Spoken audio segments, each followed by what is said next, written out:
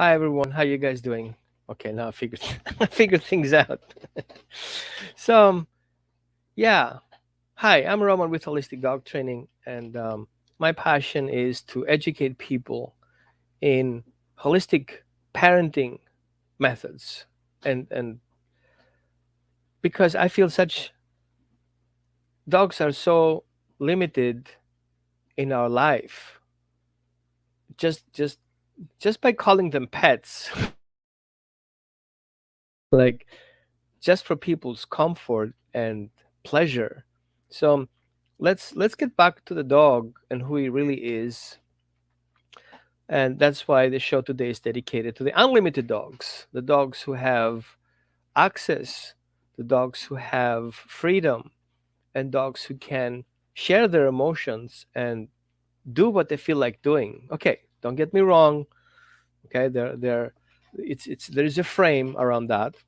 And so I'm not saying take off your dog's leash and give him the free roam of the house and let him drive the car and take over your kid's bedroom and all this stuff. But we just have to be a little bit more aware of how our limitations and how we are being brainwashed to treat dogs actually limit their development. When was the last time you've seen your dog being joyful, right? Playing with your socks, right? Or playing with your shoes. Um, When have you seen your dog being free to express his love by jumping on people or chewing on your hands? Or when was the last time you see your dog fulfill his achievement and dig in your yard, like literally disappear in your yard, right? And you're like, what are you talking about? And how about your dog being empathetic? How much freedom do you give your dog to be empathetic to situations? And so my thought was to kind of look into that a little bit and become a little bit more aware what we understand of this unlimited space the dogs should have and what actually really is. Let's see, for example, when we take our dogs for a walk or we feed our dogs. Let's start early puppyhood. We get a puppy, the first thing we do is what exactly? What was your first thing to puppy? What people told you to do? What books are written about?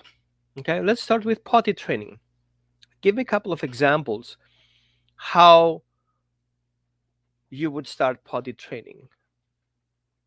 Okay, now if you're European, you will have a different opinion how to potty train. If you're an American, you will have a different opinion about potty training. So this already there are two different worlds. For example, did you know that crate training is not a thing in Europe? We don't crate train dogs.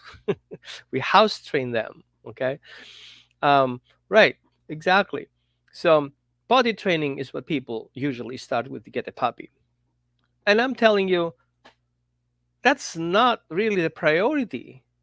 You cannot potty train a dog considering that the puppy has to hold his bladder, right? Because the puppy can only hold his bladder for 2 hours max. In nature, the dog just eliminates. People use potty training as a first skill of confinement. They use a crate to confine the dog. So what they do is they put the dog in a crate and then take him out every 2 hours and then he pees outside. And there are excuses to that. People say, well, crate training is a thing because dogs are den animals. I don't know who came up with that idea. However, I know that crates being invented in the Second World War and they were used for transporting dogs from home to the front.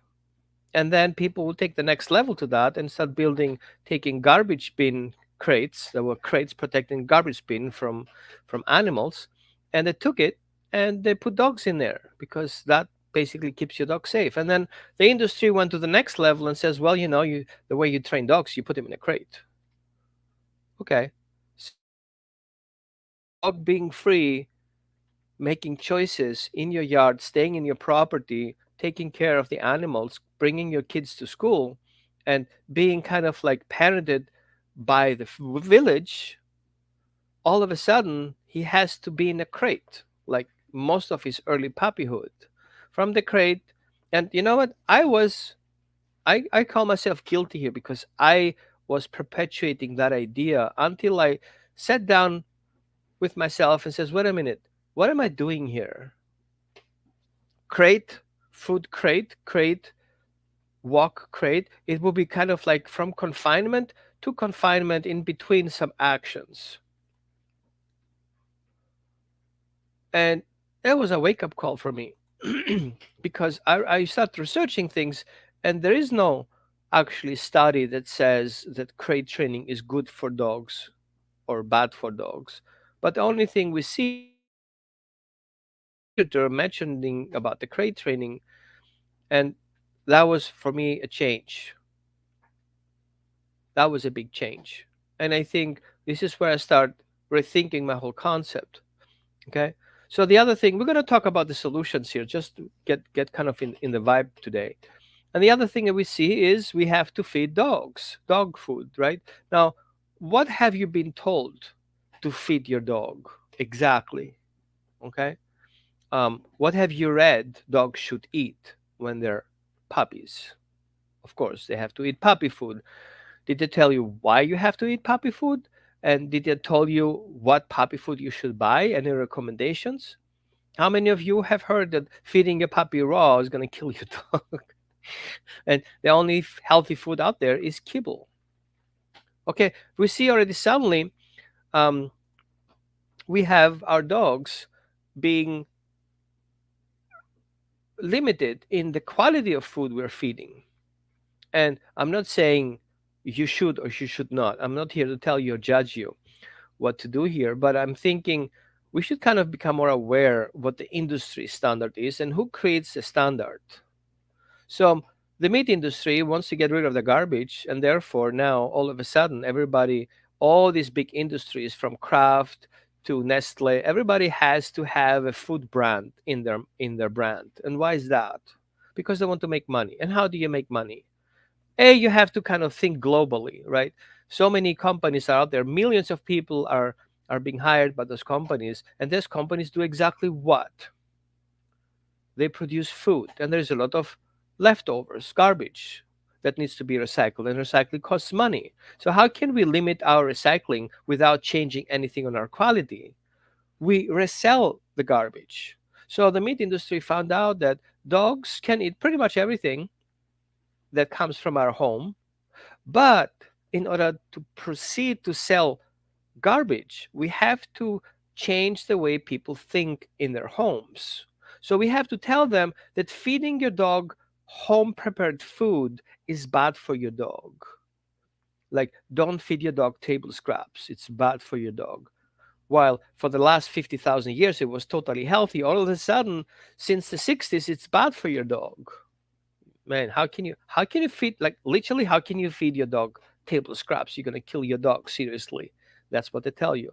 And all of a sudden the whole point is how to push their kibble, biscuits, kibble. And this becomes an $8 billion industry just about around food. And they need you to buy that food, because if you wouldn't, they would not be able to keep the price low. Imagine a meat industry that has to charge you for their recycling purposes. You wouldn't be able to afford that meat. I went to buy some meat yesterday for my dogs, and it's like $4.50. A less expensive price, like $3.75 in Oregon, during Christmas time. Now, if you would add the cost of products that will not be able to be processed by the meat industry, that price will go up. Okay, I'm not telling you details here, you're going to throw up. But anyway, what I want to say here is that we have to become conscious what the industry standards tell us to do and what the reality is. The reality is, of course, you can feed your puppy raw. Well, there are some limitations here. You just cannot just feed him anything raw. Sometimes it has to be prepared or pre-chewed. I'm not saying you should chew your dog's meal, but which means enzymes are missing and probiotics are missing and proper nutritional balance is missing. And then the question is, of course, what exactly is going on? What is balanced? Who defines balanced? So if you buy different foods from the market and everybody says to you that he's balanced. You see so different proteins content, different fat content. They don't even tell you about the carbs, right? So all of a sudden, we are brainwashed to believe whatever they say. And there is no technical regulation out there. This is a club of food manufacturers who decide with themselves, like in a golf club, which exactly, how many holes does a golf club have to have for you to call it a golf club? And so if they talk about healthy food, it's what they want you to see as healthy, and they define it as such. So a definition of natural includes motor oil in your food, dog's food. How is it possible? Well, that's a procedure because machines need oil to run. And well, if oil is in the food, then it's okay, right? We see all of a sudden what they call it okay, it's okay, and what they call it is wrong is wrong. There's a whole battle between raw and kibble food, and FDA is split in two at that point, while raw food and kibble has 0% contaminants in, like, supposed to have, um, in their food. There is zero tolerance for um, salmonella. Zero tolerance. Well, if you go to your shop, to the grocery store, you will find more salmonella in the fruits than you will find in dog food. And then they tell you, well, it's raw and you shouldn't feed the dog raw because you're going to die and you're killing your family. But not thinking that, wait a minute, if the shop has more salmonella, why is kibble dangerous? Because they told you so. But that's not the only thing. Let's let's walk away from food and let's think down the road a little bit. What's your leash length when you take out for your dog? Like many towns have restrictions. You need to have your dog maximum on a 6 foot leash. Why is that exactly? So when you go to a training class, the first thing you're gonna do, you're gonna put your dogs in a very small area to meet each other, and there is no way for the dogs to get away from it. Big dogs, small dogs, they're all being dumped in the same cage, corner, pit, you call it, and then they have to deal with it. Well, that is a problem because all these dogs have to be on a leash or they cannot avoid things, situations. So even in social interactions, dogs are limited, like strictly limited. They don't have a freedom to walk away or hide under the chair. They've been basically dragged out of the chair because they shouldn't hide. So we have other issues. We even limit how the dogs can express their emotions. They're being suppressed. Let's say, for example, your dog is barking. What do you tell your dog to do? Shut up. Some people go and use shock collars, um, bark collars, and ultrasonic devices and shaker cans to stop the dog for doing what he likes to do. I'm not saying we're going to talk about that, and we'll answer lots of questions. I guess everybody has questions, and start typing. And then we have other limitations, like how about what do you think about dogs jumping on your couch? This is a whole movement out there. Don't let your dog jump on the couch. Don't let your dog leave out first your door. Don't let your dog do this. You know, his dominance is going to take over your family, right? Like literally. How serious is that? Why can your dog not be on the couch? What's wrong with it? What's wrong with your dog sleeping with you on the bed? I know some of you says, you know, whoever sleeps with dogs wakes up with fleas. I know that, but we're not there. Okay. And I know when people says, well, on the dog couch hair, you know, I'm gonna have to vacuum. That's what we're talking about. We're talking about you being blamed and bashed for having a dog on the couch or having a dog sleeping in your bed. Can you publicly say, hey, I sleep with my dog in my bed all night and I like it? Oh, not really. Shouldn't do that. Who told them so? Where is the idea behind that? Well, we know there are behavior issues that stem from dogs claiming a spot and, you know, they're asserting dominance, blah blah blah. But the reality is completely different. We're gonna talk about that too. Now, let's take the dog out for a walk again, and you have to have him on a short leash, right? And then all of a sudden, you see another dog, and your dog sees another dog, and all of a sudden, the first thing you do is you wrap your hand very short, right? Right there. So instead of giving your dog room to express himself, you're keeping it tight.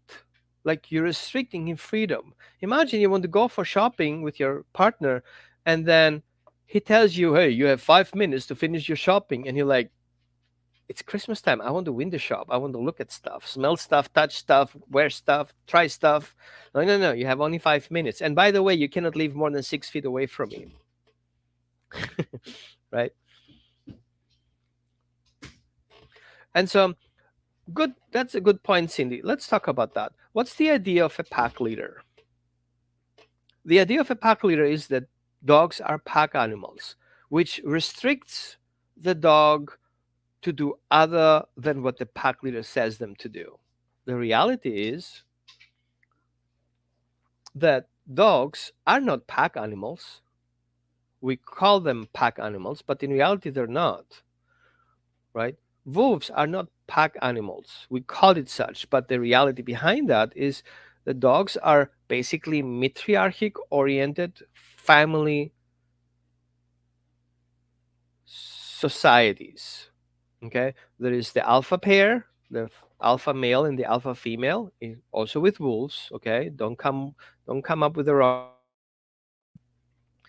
And then we tell them that they have to follow their family leaders, which is the father and the mother, plus the elder siblings. So see dogs and wolves as a family system that is led matriarchic.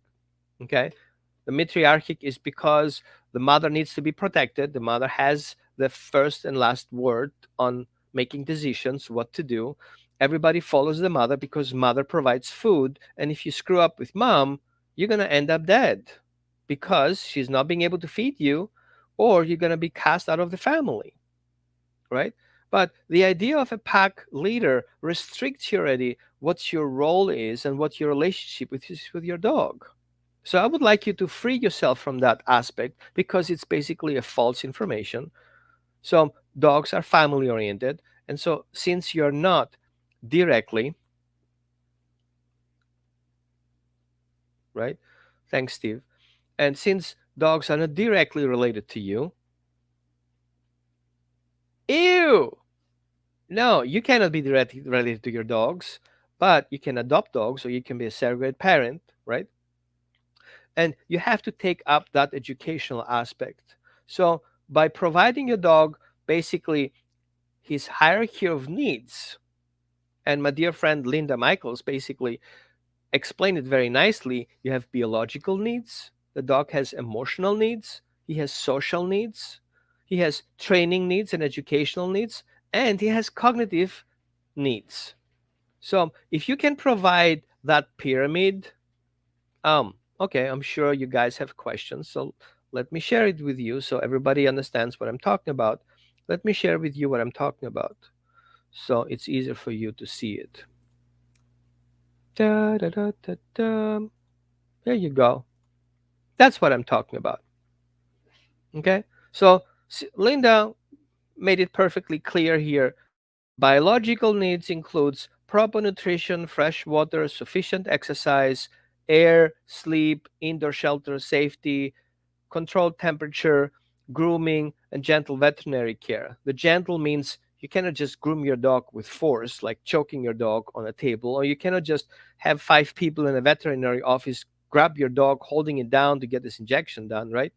Then we have emotional needs, security, love, trust, consistency, benevolent leadership. And then we have social needs, bonding, social interactions, a role in the family. And then we have training needs, education, call it, where the dog has to become confident, making choices, being able to troubleshoot situations. And then he has cognitive needs.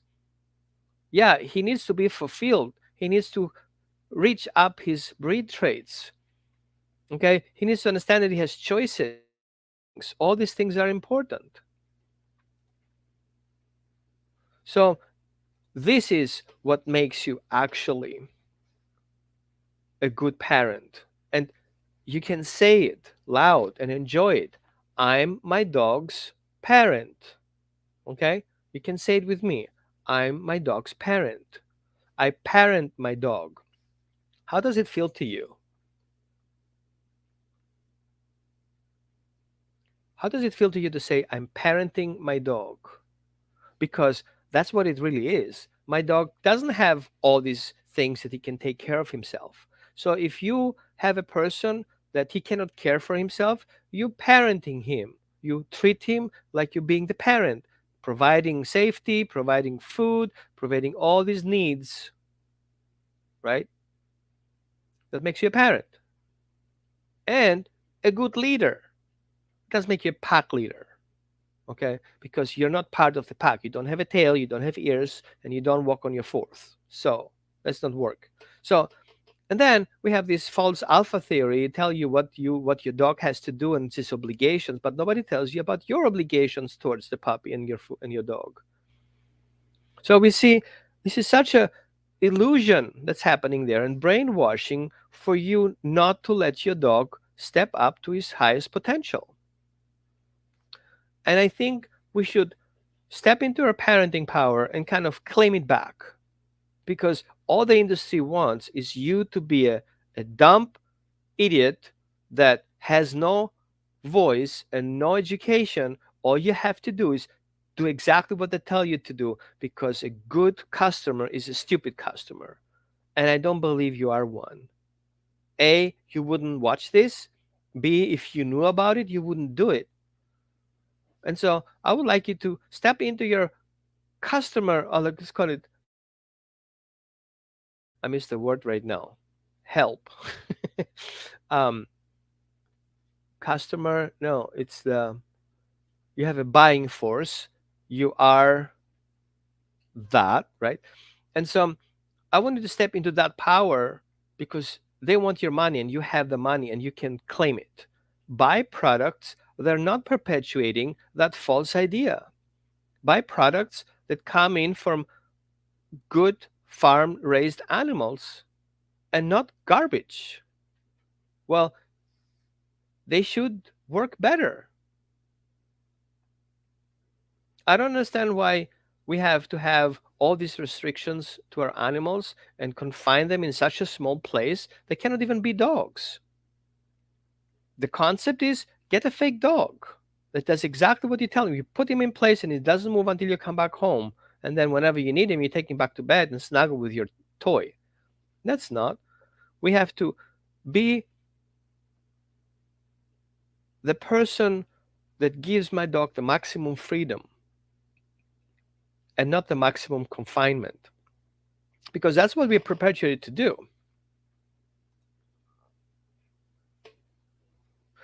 Good question.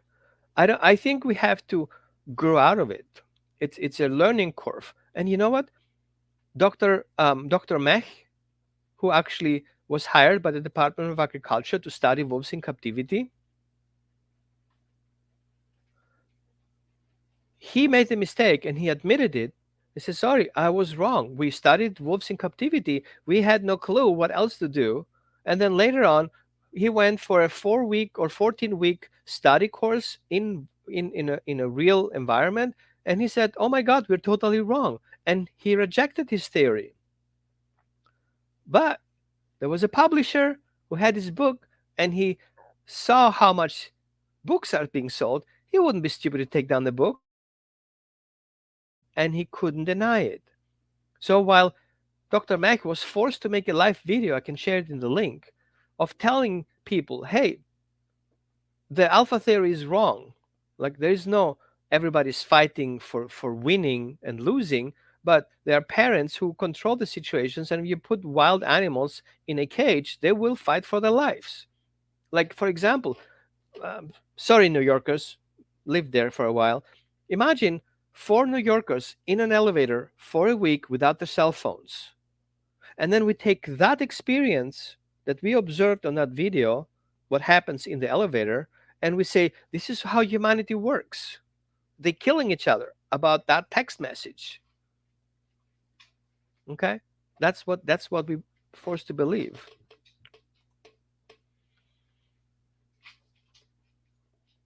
Well, yeah.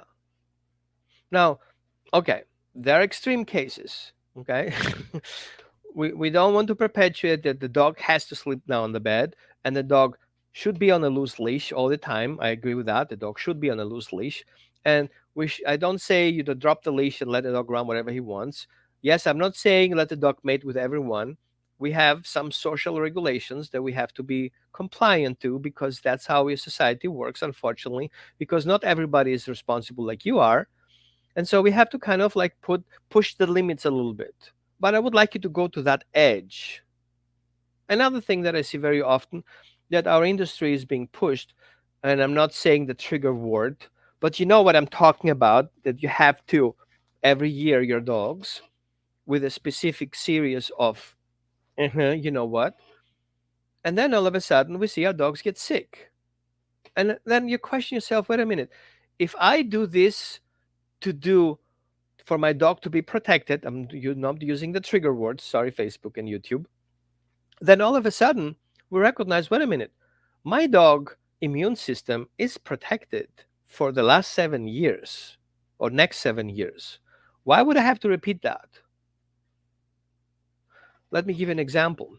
Why would you get your oil changed every 5,000 miles? Why are you not encouraged to do it on your own? Why you should do it in the shop? Why is this lamp going on your car, and you're like, this big lamp coming up in the morning, like, go to your service department, and you're like getting anxious about it? It's because they want you to get there, because they need your money. Of course they will upsell you. They see your car is a low mileage and you're taking care of that, of course, right? They want you to sell you a new car, and taking your car in as a down payment to sell you a new car. So if you're not making contact with the dealer, you will not be able to be a good customer. So how do you think the veterinary industry stays on top?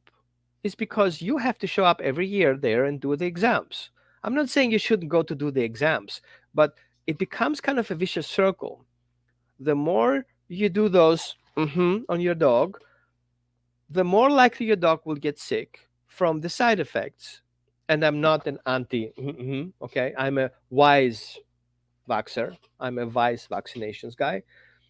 Um, all these things will start escalating. Your dog has allergies, leaky guts, other long-term and short-term illnesses, and nobody talks about that. It kind of is wiped under the carpet because they're not allowed to talk about it. I talk about it. I don't care, and I have proof. Easy. You just Google it. Google it. I'm not saying Google. Google Scholar. Look researches. Okay, researches have never been printed by big print. You call it publishers, because nobody wants to take responsibility for them, because you don't talk about stuff to keep it quiet. Now, we have to just be aware of it. You have the right to say no, and the veterinarian has the obligation to protect your dog. It says very clear in the instructions. I don't know if you go Google it, find website, research it, whatever.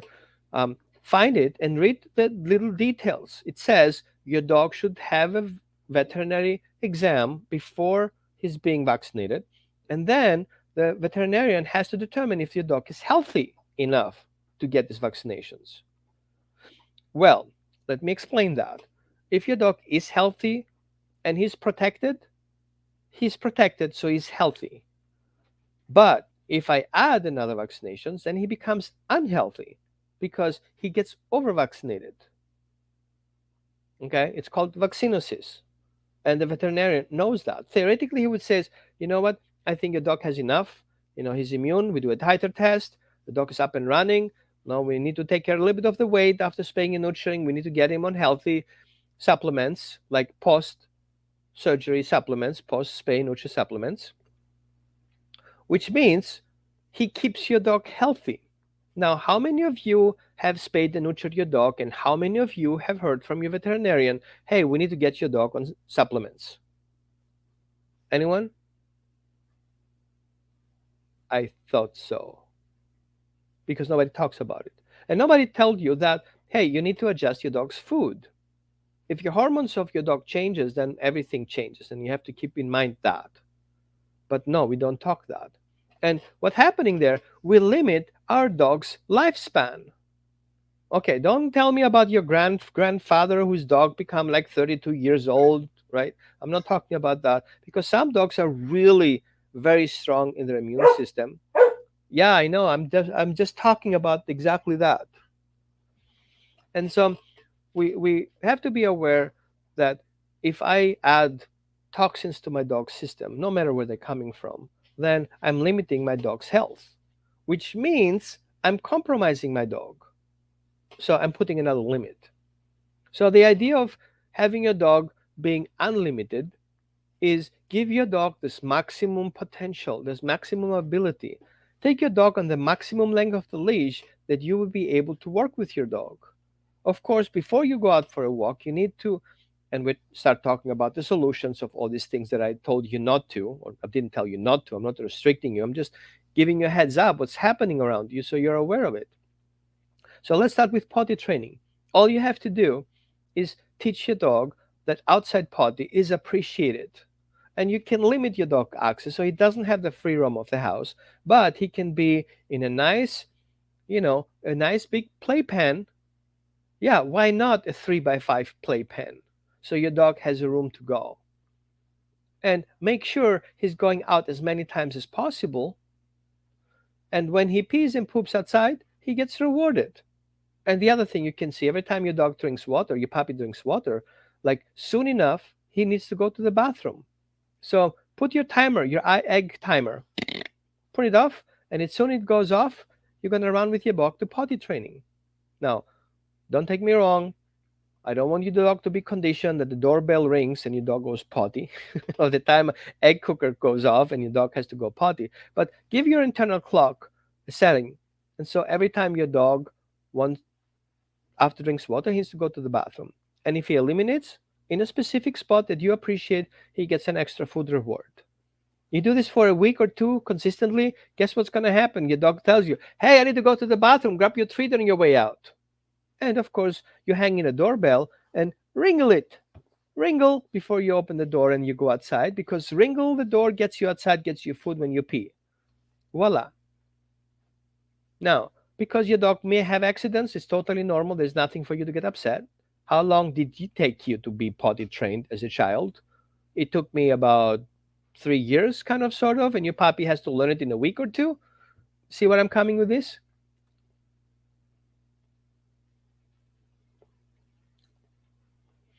So that's how you start with potty training, and that's what we do in Europe. Okay, we don't have crates in Europe, and dogs are not den animals.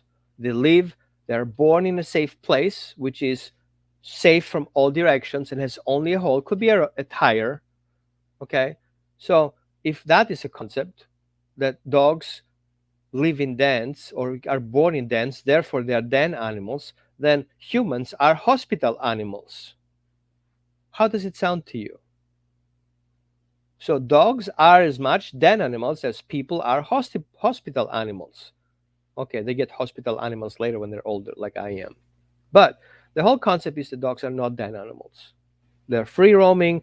They sleep wherever they find cozy and nested. That's it. Like we go to our bedrooms or we make our bed comfortable. Yes, a dog will sleep under the car. We sleep in a tire. We sleep on a couch. We sleep in a corner. He just wants to be protected. That's all it takes. And now, then we have cleared out the sleeping arrangements and the peeing and potty arrangements, and we took care of the leash arrangements. Oh, let me finish that one because I left that behind. And of course, you can ask questions. Good time to start that. Um, we should educate the dog what we want him to do. So my idea of leash training is, and actually have classes coming up soon. I will share to you, so you want to follow YouTube or Facebook wherever you are in the group. Make sure you get these announcements. When you want to teach your dog to walk on a leash, the first thing the dog has a concept as a very young puppy is to follow whoever fulfills what? Do you remember what we talked about? Everybody who fulfills the hierarchy of their needs will become the trusted person, and they will not let them out of their sight. Good. And if you're interested to read about that, I'm going to share your link in the comments for you to actually have access and actually get your own book. Okay. Linda did a great job, wrote a book. And so I would like to share it with you. Now, from there, Once the dog recognizes that you are important, grab a couple of treats and try to get away from your dog. See how that works for you. How do you think will that work if your dog knows that you have something in your hand and you walk away? He's going to follow you. Here you go. You just become the leader. You wanted to be a leader? Here you are. You're a leader. Now the dog is following you. Now, as your dog is following you, he will not go ahead of you. He will not pull on the leash because he wants to stick with you. Why? Because you have something he wants. Well, let it be a reward. You being next to me gets you rewarded. I appreciate it.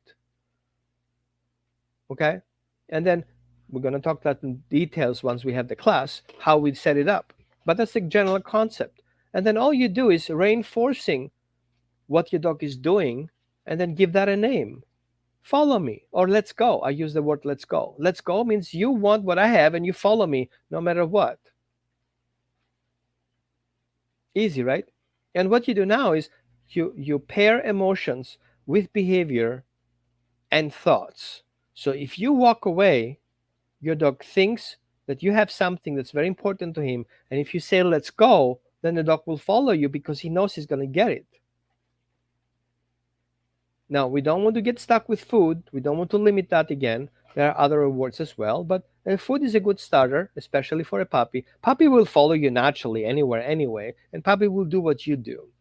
So if you arrange your emotions around the walking, and if you arrange your emotions around the different experiences that the dog has on the walk, you become a clear. Hold on a second. What happens here? No, I need to start answering questions. A clear communication channel. And I know many people tells you, you need to wear a prong collar and a shock collar and a choke collar because that's how you communicate to your dog. Listen exactly to their words. You need the tool for you to communicate to your dog. How sick does it sound to you? Okay, I want to be neutral. I'm sorry. How does it sound to you? Does it sound like a smart or educated expression? Like the only way to communicate your dog is through the leash, through the shock collar, through the prong collar? How do you talk to your kids? Oh, I know, they speak the language. Sometimes they don't hear it, right? How do dogs communicate with each other? So there is communication here. The only thing you have to do is learn how to do that. There's in a class for that too, by the way, coming up soon. So we need to understand how dogs communicate, and then we need to understand what dogs are motivated by. And we need to understand how dogs think and how they learn. And then once we have that in our pocket, then we go outside and lay the carpet for the dog to actually behave, working in that frame or that we give him or her or them, depending on where you are. Of course, downtown New York or in LA or in Chicago or in Austin or in Phoenix or San Francisco, you will not be able to have your dog on a 50-foot leash because you're going to end up in traffic jam. But give your dog as that room that he can. Find places that he have room and social interactions. And of course, you cannot just dump your dog in a social place and try to figure out how it will survive with all these idiots out there. So you have to educate him, going into organized classes or organized settings where puppies learn from similar age dogs, maybe one or two elder dogs who actually manage and let them be dogs. But not dogs the way we think, dogs who are educated. Puppy learn very quickly. They'll learn from observations and from emotions because they don't have their own. It's just like with children. So if I don't know what it looks like if I squeeze a bottle in my mouth and you're like, oh my God, you don't do that. And you express your fear. And then I see your fear and I imitate it. Oh, I shouldn't do it, I guess. No, it's dangerous. And you're like, oh, so you imitate. Okay. Unless you're a psychopath and you will not be able to imitate other people's emotions. Right? Or you're faking this emotions. Sorry, I didn't mean to accuse anybody of being psychopath. I just heard yesterday a doctor explaining how psychopaths react, and it impressed me that psychopaths actually delay their emotions on purpose because they're thinking how their emotions will come up that affects you doing what they want you to do. And I was like, oh wow, okay. So delete the last word. It wasn't actually meant to do that. But if we work with dogs, we have to be very aware how we affect our dogs. Good. So let's start some couple of questions, and we're going to talk about that. We have 15 minutes. So, any questions? Maybe you want to add the Q word, like question, so I kind of be able to clear it out. So, my dog follows me when he's on a leash. Frustrating, but I understand. My first baby was a very outgoing dog and would pull me around. He was the best. He loved life. Yeah, right. And then I hate it when people tell me what to do with my dog. I think they know better than me how to care for my dog. It's really about them trying to control me and my dog to their liking.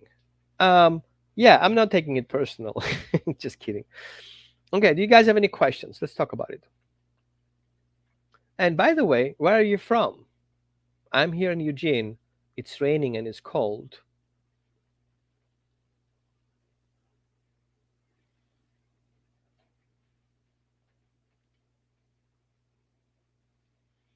You're welcome. Yeah. Um, I got behind because I have a great project that's coming up, and I'll tell you about. And I totally screwed up. I should have put already my classes up together, but I'll let you guys know. Um, and the classes will be great.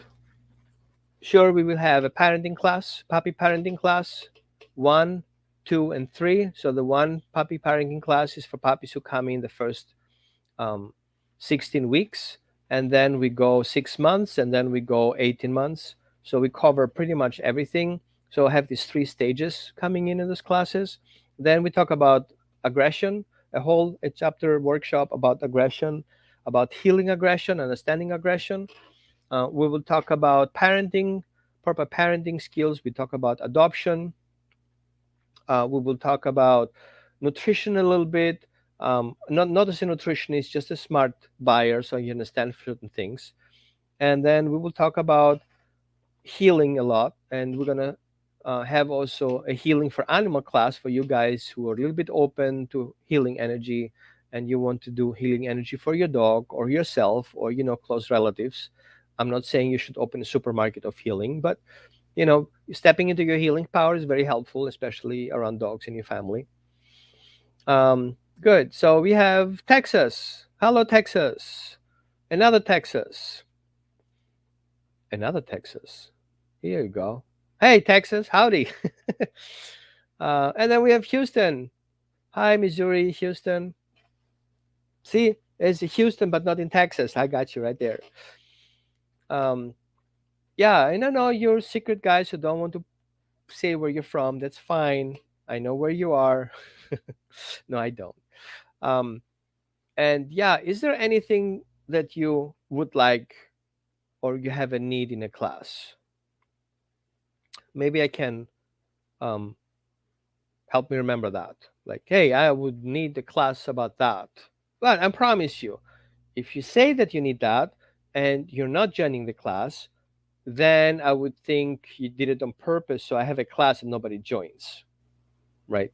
So, um, so what would be a class for you that would be interested you?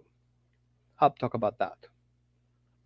Yep, I got you covered. Transition to new adoptive homes. Basically, we're going to talk about adding a new dog into existing home with dogs.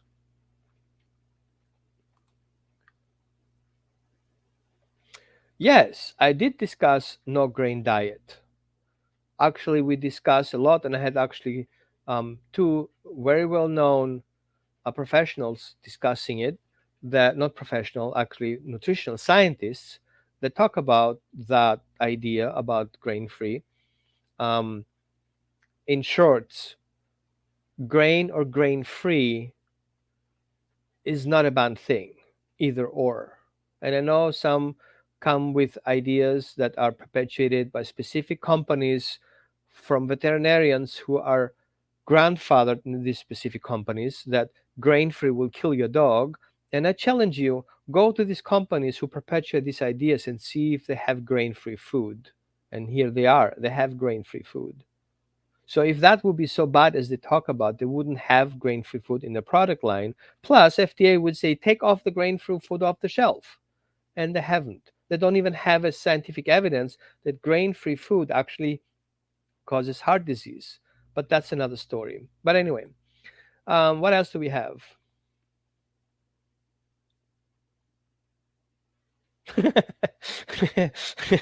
Is there other needs for a class on bullying the pet parent? Um, explain. Explain to me a little bit. Well, my English is limited, so well, I don't get it. Thank you. Yeah, that helps a lot. And I know people. I've been accused of every time somebody wants something. I have a lot of requests like in the week, like daily, but a lot of requests during the week. And oh, can you help me? I need to squeeze your brain.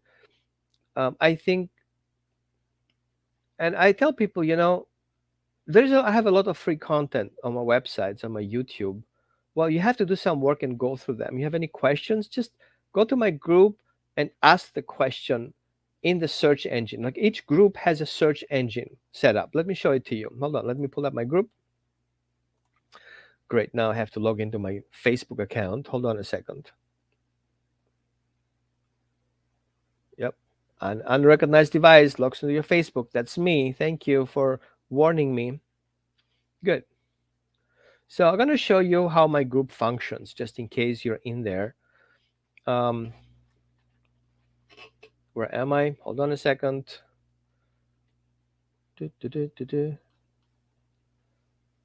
My groups menu. Group. Here you go.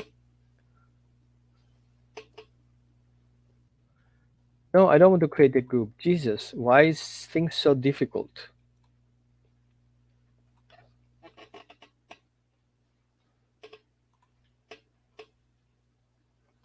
My groups. Here you go. Okay. Now let me show you around. Let me share the screen. Where's my screen? Here's my screen. Ta-da. Share the screen. Facebook. Ta-da. There you go. So here, for example, that's my Facebook group, just in case you haven't known it. And I highly recommend you join. You're going to be friends with about 4,600 people plus. Now, what you do here, for example, you type here aggression. Okay? And voila. All these posts about aggression. Right? Endless. Now, not tell me that you don't get free stuff in here. And of course, you have to read through the program, right? If I say aggression, then you have to watch that video, obviously, right? Then, so what you do is you go to this search engine up here. Oh, no, I have to do it in my group here. So search results. Now, for example, let's grain-free.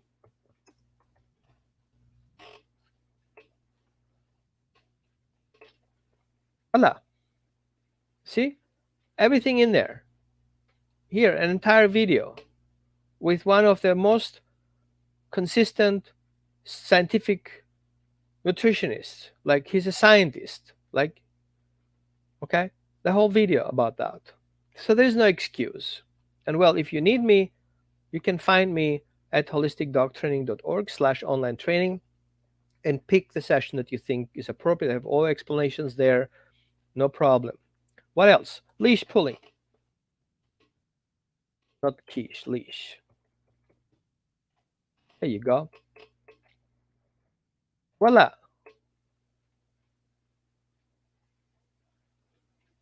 Leash training. More leash training. Like what else do you want? And you can go to my guides. Guide number 9 if you're in my group. Okay? So there are 9 posts. All you have to do is go through them. Sorry, my slow videos today here. You go through them, you pass the test, you know how to walk your dog.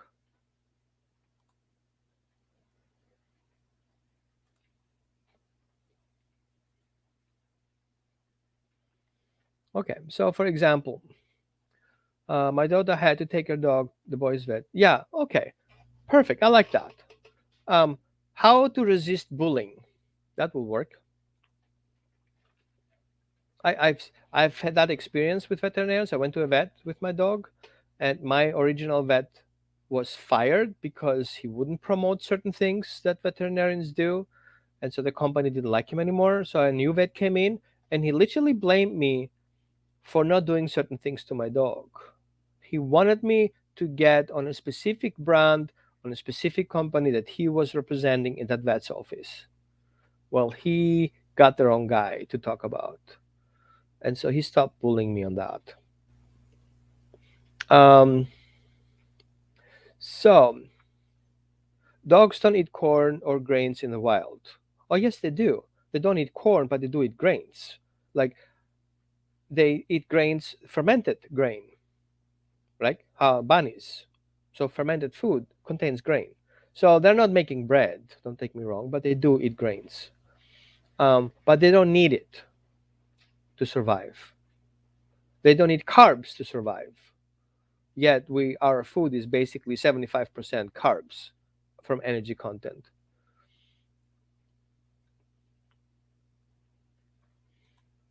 The worst dog treats. The killing dog treats, onion rings. Don't give your dog onion rings. They're gonna technically ruin your dog. Um, yeah, I would say don't. Yeah, these are all things. Oh, if I buy dog treats, I have fruits. Dogs love fruits. Some of them. They're cheese. Dogs love cheese. Dogs love anything that we eat, basically, including chicken, especially. I don't know what dogs have with chicken. They have a thing with chicken. Um, and then the other thing that you want to look for is supplement to your existing diet. So yeah, you can have chicken hearts. You can dry them in a dehydrator and then cut them in small pieces and make your own treats. Liver treats. You get healthy liver treats, healthy hearts, healthy kidneys, and then chop them up in little slices or put them in the blender. You can add any variety of mixes, so you have this good, nice, thick texture. Um, Add some fiber so it binds together, and then you spread them on a paper, on a baking paper, on your pan, and then bake it. And then once you're done baking it, you take it off, take a pizza roll and cut it in slices, in strips. You can take a measuring tape, kind of slice it an inch square, and then put them in a freezer and put them in a little, sandwich bags, and then take your treat bag for work. You can add fruits, vegetables in the mixture and make it nice and nice juicy stuff. Um, yes, they do eat grass. They do supplement, and also they use the fiber when they need fiber when they have a belly ache, so they clean themselves up. Yeah, my wife had a good experience yesterday when she went to the vet for her with her Chihuahua. Um, she was amazed how people took time with the dog and take a sample, a biopsy sample, and the dog didn't even flinch. Like that's a good thing to do. Yes. Um, Rawhides, any highly processed material that your dog has to eat, including those plastic bones and jerky, like perfect. I totally agree with you, Cindy. Um, I use very limited no hides, like starch based hides. These are the best that I use. Um, Little ones.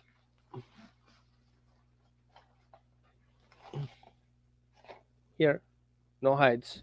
I get a box. Uh-oh, somebody saw it. And what I notice is you don't want to feed too much of it, but you can give one or two a day, totally no problem. Human grade chicken jerky. Yeah, you can make it yourself. You can actually make chicken pate and use one of those tubes and then you can squeeze it or deliver it by squeezing, and then you just have to wash it off. I have my hand sanitizer cream here. Ballistics. No, I would say I wouldn't recommend ballistics because again they're highly processed. You need to really know where you get them from. There are lots of recalls out there, especially on big store brands. I don't recommend ballistics because they are so highly treated unless you make them yourself. But you can have other organs, other parts of animals, which I don't want to list right now because we have some empaths here. I don't want to frustrate you. But always give your research and make sure you understand the ingredients and how it's been processed. For me, it's easy because I used to work for the food industry, so I know the processing methods and how you get there. Um, but that's my highly tech approach. Okay, any other questions you guys have?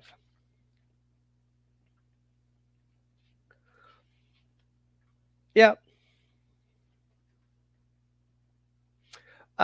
Yeah, I would be careful with the sticks from the feed stores, ears and all this stuff. See that these are organics and they should have a shelf life, and you want to be very careful how they're being treated. They're not obligated to announce how they're being treated. They say only ingredient is that. Well, that's the ingredient, but how did you get to that ingredient? How is being treated to be that way? So that they don't have to put it. Um, yeah, okay. Let's kind of steer away from food. We're not talking about food today. We just talk about general limitations. So, other questions you guys have, we can talk about that. Good. I think we killed it. Okay. So, sure, let's do that. And I'll put together your classes, and um, I want to make sure they are affordable.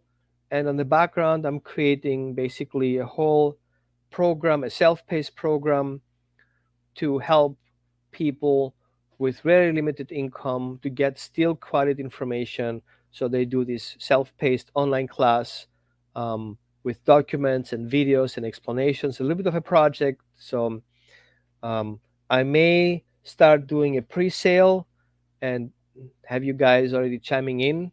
And I would love your feedback. Some of you will be selected to do the first kind of crash test and prove me that my system doesn't work, right? And so, yeah, thanks for watching and looking forward for your feedback.